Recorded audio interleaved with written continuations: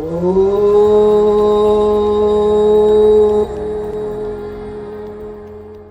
right, welcome. This is a practice, the theme of illuminate.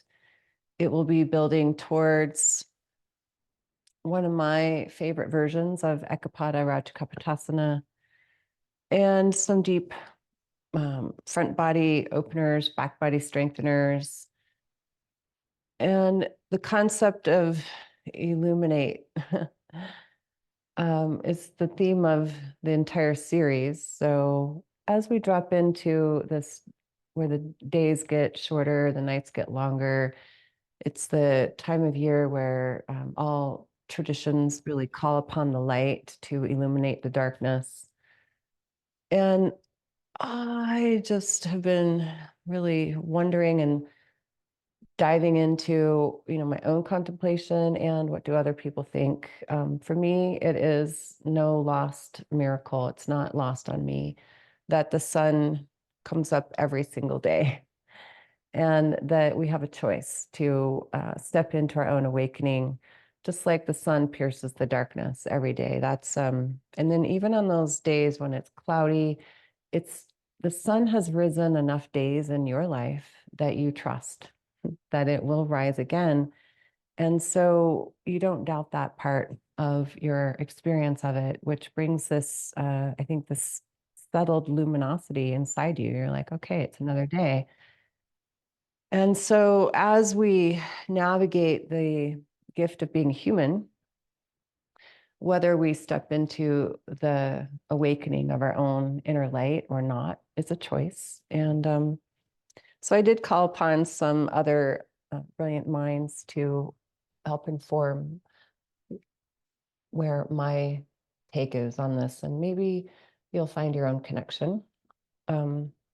Here's something from Elizabeth Kubler-Ross, and she said that people are like stained glass windows. They shine in the light of the sun with great ease, and then when the darkness sets in, their beauty is only revealed by the light from within. And then I called upon one of my other favorite goddesses, Brene Brown, and she said that only when we are brave enough to explore our darkness can we discover the infinite power of light within us. And that just brings in this interesting concept of how we really truly get to open up to the courage it takes. We know that the sun rises every day. We can start to trust that. Can we trust ourselves in our darkest hours, in the darkest nights, and really show up? And so this brings me to my last deep teacher, the Sufi poet Rumi. And he said, and so it is. And I like that phrase a lot because it's just like, well, duh. And so it is. The devil and the angelic spirit present us with objects of desire to awaken our power of choice. And my gosh, so this drops us into a deep, deep conversation, which I'll give you 3 little sound bites on, which is Icha, Jnana, and Kriya, Shakti. And the power of our desire to wake up the light within us is innate. It is a part of the fabric of who we are. It is the very spark that ignited all that is. And to have that attitude, the attitude of it's a new day, I get to shine, is a choice. And to line up with the power of the sun, the power of 10,000 suns, if you'd like, to quote the Bhagavad Gita, it's right inside you. And sometimes it's so powerful that we shy away from that light and we dim it on purpose or out of habit or the conundrums that we face that keep us in our comfort zone. So as we take our practice today and we take attitude and the Icha Shakti and we align it with the Jnana Shakti, the knowing that we know that there's this brilliant light inside, may we uncover it and then attitude alignment takes Kriya Shakti, takes action. So can we open to making this day the one we step into with all our heart and all of our light? Take your loop and make it bigger.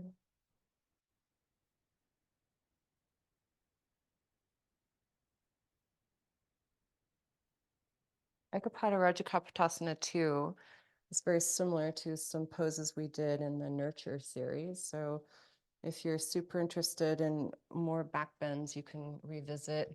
Remember the baby dancer pose or the king pigeon pose. And this is the same version of king pigeon, but we're in lunge. So you'll take your D ring and hold it in your right hand, left foot forward.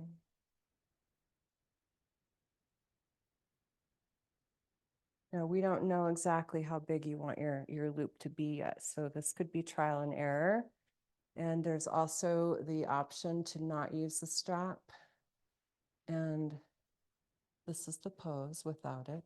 You don't need the strap, right? But if you'd like to go there, we can. Actually, I'm going to clarify one thing. Can you see, this is my right leg, but it might look like my left. So, yeah, and you're in the way the camera works. But what happens when we go into a deep quad stretch is the upper femur bone likes to squeeze into the midline. Can you see how that did that? And what I was saying in the Bakasana pose on our belly was move your inner thigh more towards the pinky toe edge of your foot. Can you see? So we want the thigh to move back and wide. But when we go into a deep quad stretch, that thigh usually pulls to the midline. So we want to learn how to keep it nice and wide, even as, so the first aim we're going for is, can you guide your sit bone towards your heel and your heel towards your sit bone? Because that'll help you orient the heel bone to the sit bone, which will help widen that thigh. Does that make sense? When we align, so now we're back to, the desire to do the pose, attitude, and the Yana Shakti is the knowledge of how do we do the pose most effectively. So you can try that a couple times. Just try this move. And then try it with your foot to your hand.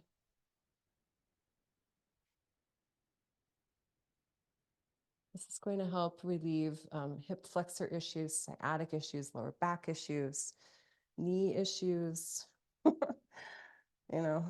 Just learning this one key trick. He waited the whole class to have probably one of the most helpful things, but it wasn't a part of my plan, but it's part of what I'm seeing in our class today.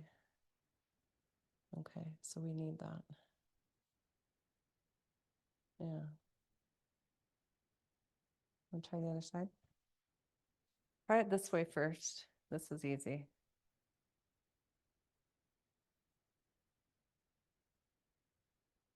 You want that movement. Now, if you go in the sagittal plane, it gets a little harder.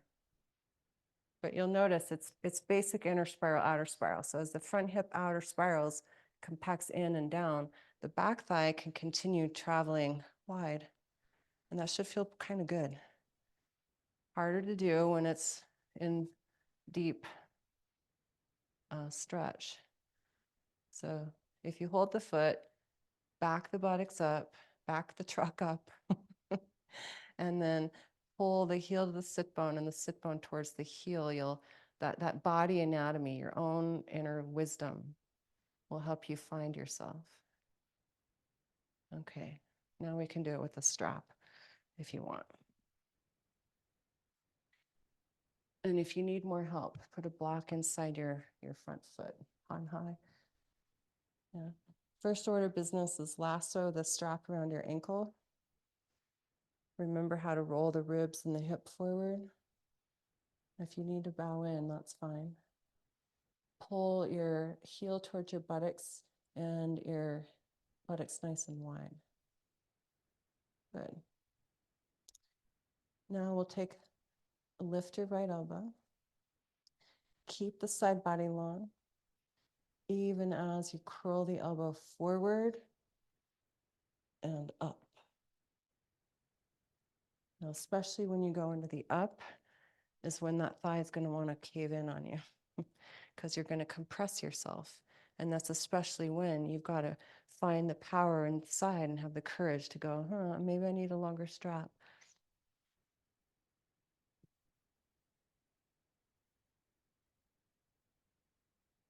And then that left arm comes up. And here we are, breathing in our own luminous, vibrant pose. And eventually someday in another lifetime, I'll hold my foot with my hands. But I don't really care about that so much because I can do the pose with a strap. So as you're ready, you'll take side two, and I'm going to really invite you, why Ekapada Rajakapotasana, to answer your own question, like how is it helping you learn more about the light within?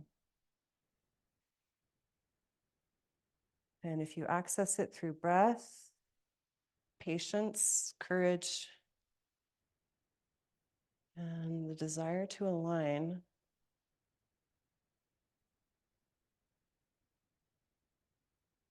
yes.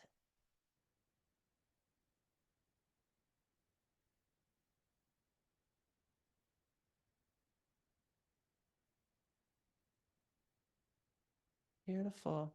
Coming out of the pose, snug it in, like suck it in, and then let it go. Way to go. The light in me honors the light in you. Namaste. Thank you.